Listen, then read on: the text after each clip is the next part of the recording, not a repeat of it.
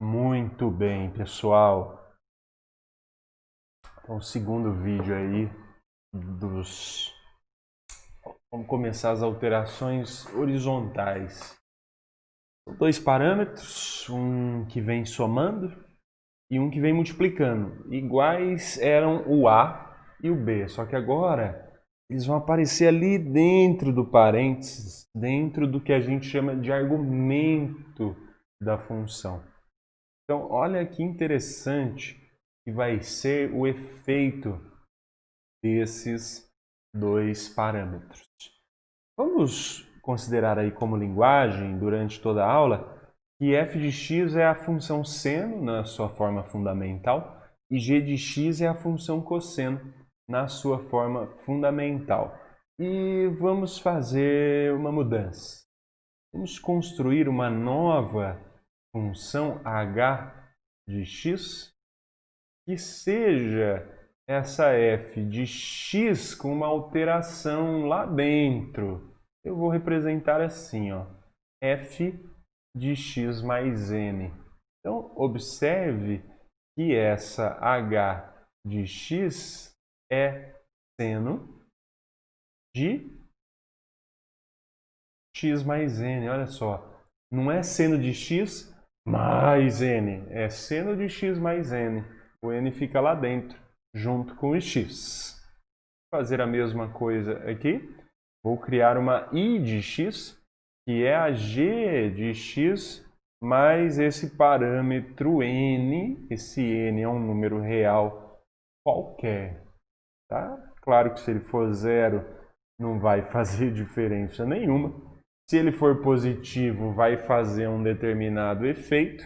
E se ele for negativo, vai fazer um outro efeito. Vocês viram esse i aqui no meio, esse i grandão? Pois é, não se preocupa não, eu só vou fazer o menorzinho.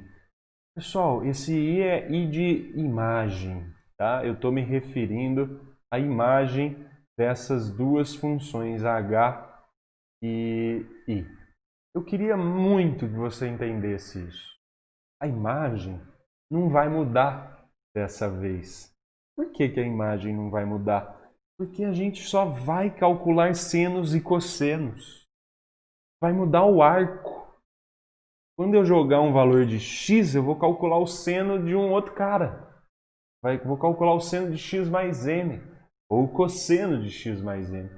Mas qualquer seno e qualquer cosseno varia entre menos 1 e 1. E o que fazia mudar a imagem é aquela soma depois que calcula o seno, ou aquela multiplicação depois que calcula o seno. Nesse caso, a imagem continua a mesma. E é por isso que eu estou te falando aqui que as alterações são horizontais. Nesse caso, é só seno e cosseno que serão calculados, sem alteração externa. E isso varia de menos 1 a 1. Tá? Você vai entender melhor ainda e aos poucos, mas eu já vou te dar uma dica muito importante. Para essa função h, x e h de x, e para essa função i também, né? X e i de x. Vamos supor, vamos jogar valores. Por exemplo, vamos pôr aqui no lugar do x o zero, lá onde tudo começa, né? x0. E aí, você vai imaginando o que vai acontecer graficamente. O que vai acontecer graficamente à medida que eu jogo valores nessa função. Pessoal, se eu jogo o x0, eu estou nesse lugar, eixo y. x0 vai dar um ponto nesse lugar. Ah, tá bom, Felipe, mas qual ponto? Aí depende. Seno do que vai ser calculado. Por exemplo, se fosse seno de zero, bom, O seno de 0 é 0, então ia dar esse ponto. Se fosse cosseno de 0, né? Quando eu jogo 0 aqui, desce cosseno de 0, cosseno de 0 é 1, ia dar esse ponto aqui, no 1. Mas dessa vez não, pessoal. Dessa vez é possível que tenha uma diferença. Contudo, eu já sei que apesar dessa diferença, o gráfico vai continuar limitado de menos 1 a 1. Vamos marcar isso então? Ele está limitado de menos 1 a 1.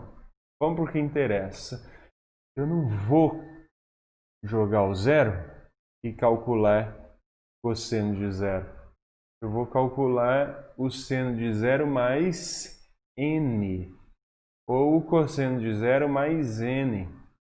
E aí, meu amigo, aí isso vai trazer uma alteração no início da função. Porque agora eu jogo o 0, isso significa que eu estou aqui em cima, vai dar um ponto aqui em cima, só que o resultado, a imagem correspondente, não vai ser o próprio seno de 0, vai ser um seno diferente, seno de 0 mais n. Nossa, Felipe, então vai mudar o lugar que a função começa? Pois é, vamos acompanhar isso melhor para ficar claro de vez pelo PowerPoint.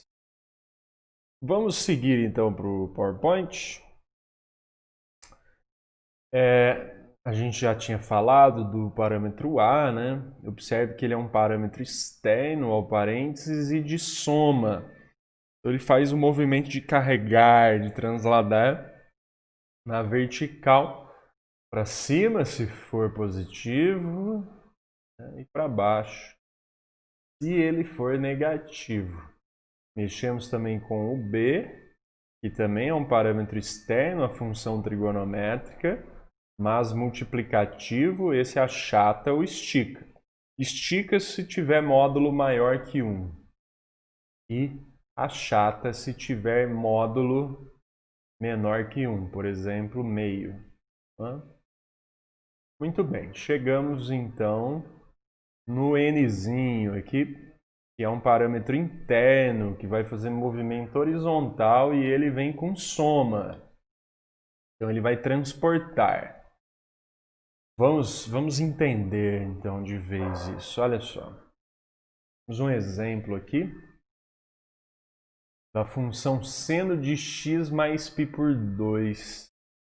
Imagina, eu vou jogar o x e vai ser lido o seno de x mais π por 2. O cachorrinho está latindo aqui, é bom vocês se acostumarem. Não se estresse. Agora, olha só, se eu jogo 0, por exemplo, né? Pessoal, é o que eu te falei, você deve entender isso. Quando eu jogo 0, vai dar uma resposta aqui no eixo y, né? É como se quando eu jogo o π por 2, por exemplo, vai dar uma resposta aqui. O que é essa resposta? É a imagem. Por exemplo, nesse caso, vai ser o seno de 0 mais π por 2. Ou seja, quando eu jogo o 0, a resposta aqui já vai ser o seno de π por 2, que estava aqui na função original, né? O seno de π por 2. Essa resposta vermelhinha já vai ser associada à nova função, a função seno de x mais π por 2. Ela já tem essa resposta aqui, ó. Tá? Então, é como se esse ponto se adiantasse. A mesma coisa quando eu jogo o π por 2. Por quê? Quando eu jogo o π por 2, a função me retorna o seno de π por 2 mais π por 2. Ela já me retorna o seno de π, tá? O seno de π, que na função fundamental estava aqui. Tá? Então essa imagem vermelha, ela passa a ser imagem do π por 2.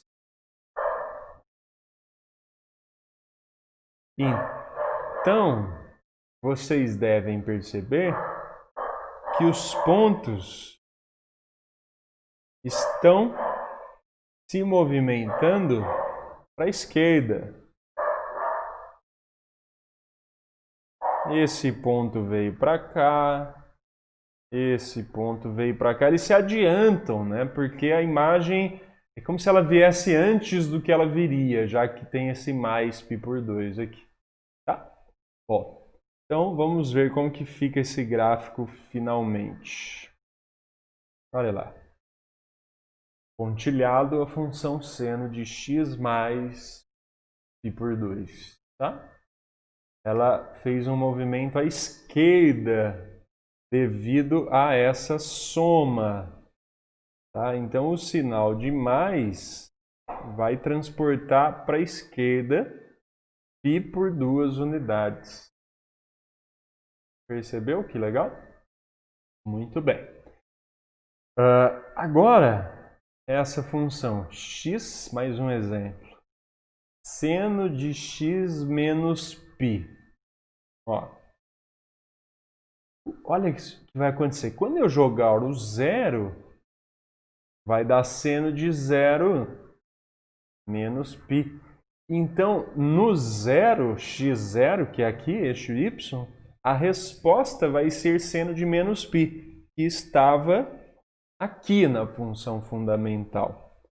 Então, esse pontinho agora está associado à abscissa zero.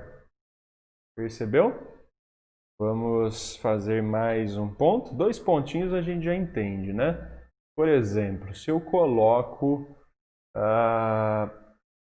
π por 2, lá no π por 2, seno de π por 2 menos π, ou seja, de menos π por 2.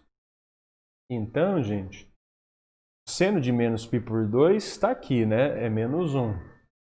Mas, na função alterada, ele vai estar, esse pontinho aqui, vai estar associado à abscissa π por 2, ou seja, ele vem parar aqui. Então, o que está acontecendo?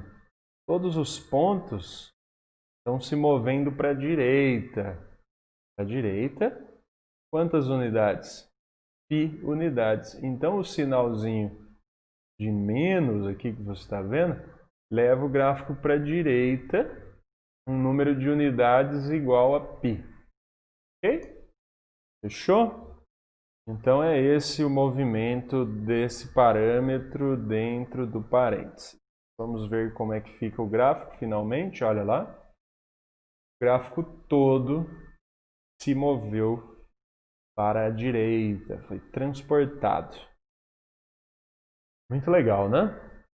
Serve ainda por curiosidade que seno de x menos π equivale ao oposto, menos seno de x, né? A função oposta da seno de x, já que tudo que era negativo sobe, tudo que era positivo desce, fica negativo. Bom, então, próxima aula, esse parâmetro m aí, dentro e multiplicando. Até mais!